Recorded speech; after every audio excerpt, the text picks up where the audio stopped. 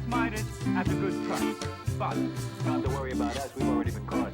have you seen any Delicate sauce. Delicious. And can you answer our question?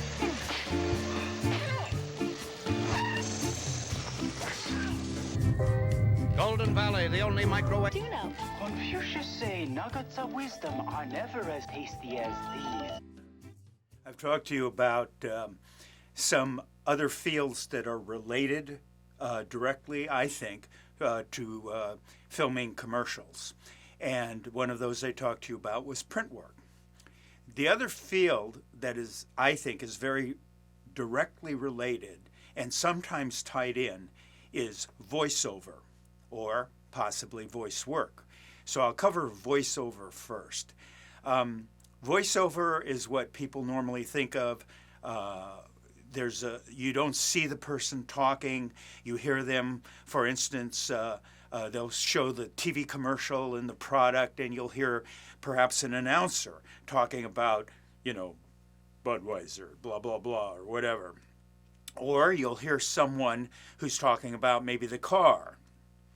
You don't see them in the visual commercial, but you hear them underneath.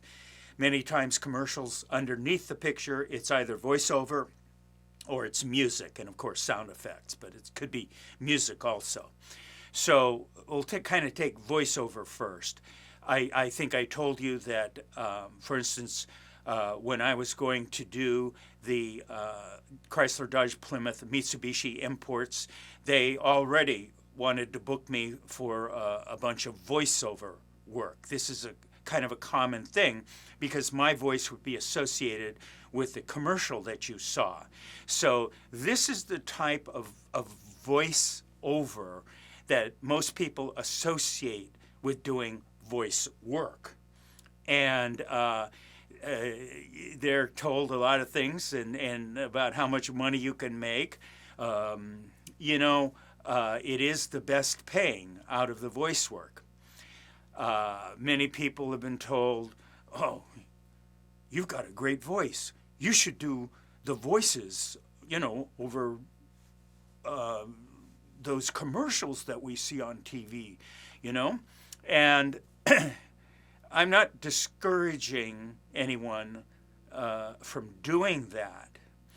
But over the years, I have, how shall I put it, seen some people, some actors, and also those that wanted to be actors, or those that didn't want to be actors, they wanted to be voiceover people.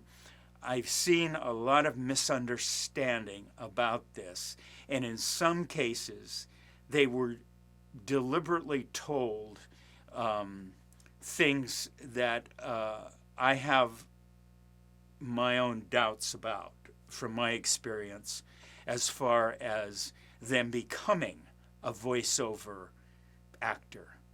So let me just clarify a few things that may not be pleasant to listen to, but as far as my experience goes, it's the truth about starting out and becoming a voiceover actor. Again, I'm not trying to discourage you. If you want to become a voiceover actor, then go for it. But there are some things that maybe I'll bring up that I've learned through doing, I've done voiceover. And also when I started out in New York, I made friends with some established actors, and a lot of them did voiceover. In fact, they did commercials, they did movies whenever they could, or television or stage, but they were somewhat established doing voiceover. So I learned about that business from them. Let's look at what it takes, okay? Well, you may think, well, it takes, okay, having a great voice or a good voice or an interesting voice. And again, when I speak of voiceover, I'm talking about basically what goes underneath the picture on commercials and different things like that, that's the best paying because you get residuals or, more money. Okay. So let's talk about that first. Then I'll talk to you about another kind of voice work in another story. Let's look at this realistically, okay?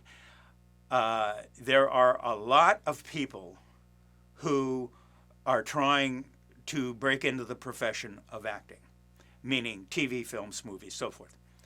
There are fewer people who are trying to break into voiceover. Does that mean that'll be easier?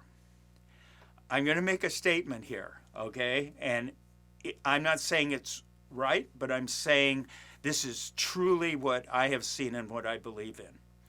It is more difficult to break into, as a profession, voice than it is acting, on-camera acting. And many people associate becoming an actor on camera with, boy, that must be hard to break into, okay? Break into that business. Well, voice is more difficult, even though there's fewer doing it. Now, why is there fewer doing it? I know with the advent of the internet, there's a lot of this, you too can become a voice actor and stuff like that. But let's look at the reality of my experience, or whatever you want to call it, what I saw, what I did. It's cast differently. It is let's say that you get hired to be the voiceover for this product. Okay. So they're going to give you the copy, the dialogue, the script to do, and so forth. All right, well, that's all understandable. So they're going to pay you well. That's understandable. But where is the bottom line money going before it airs, before it plays? Once it plays, that's money that you'll get in a national voiceover commercial or something. What is the expense to produce this? It's the studio time. Renting the studio, renting or employing a really great sound engineer and anybody else that might assist in this. So it's the actual recording that is going to take up a lot of their money. I'm going to simplify this by this. Therefore, it is to their advantage hiring someone that they know can get them in and out of the studio with the voiceover how they want it in the shortest period of time. Voiceover is heavily cast on your track record, not on breaking in.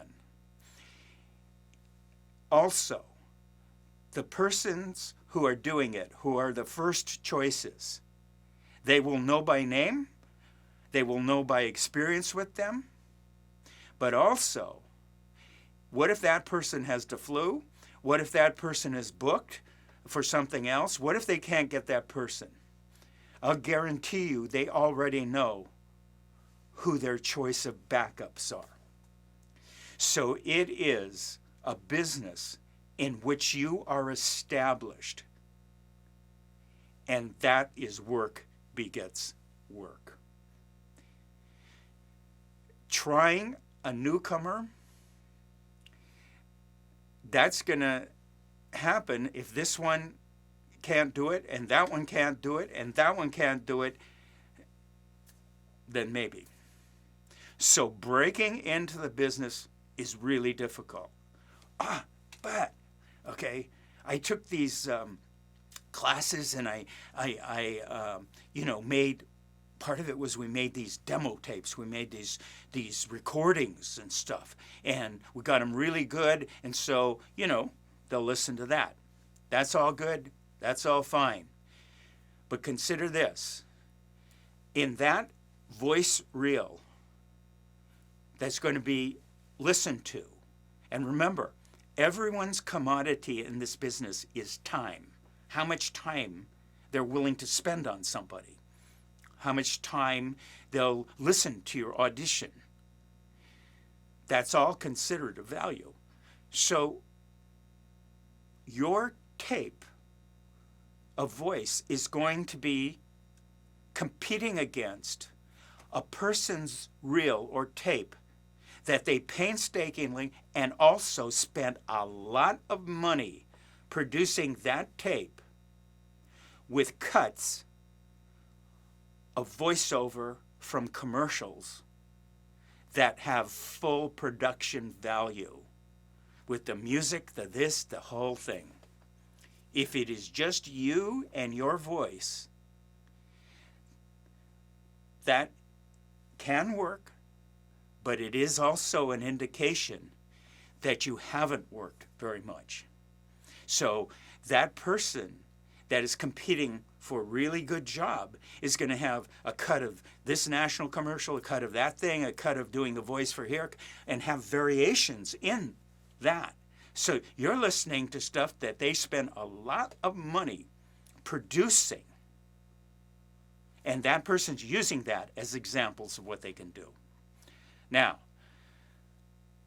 I hope I'm not getting negative, but what I'm trying to do is tell you the truth. Will it apply to me, to you always? No. There's exceptions to everything. There's hope. Let me tell another story, okay, about another type of voice work. There's more than one type besides doing national commercials voice, okay? Let me bring up an example of some other voice work that I did that ended up doing very well, money-wise. And actually, they were kind of related to commercials also.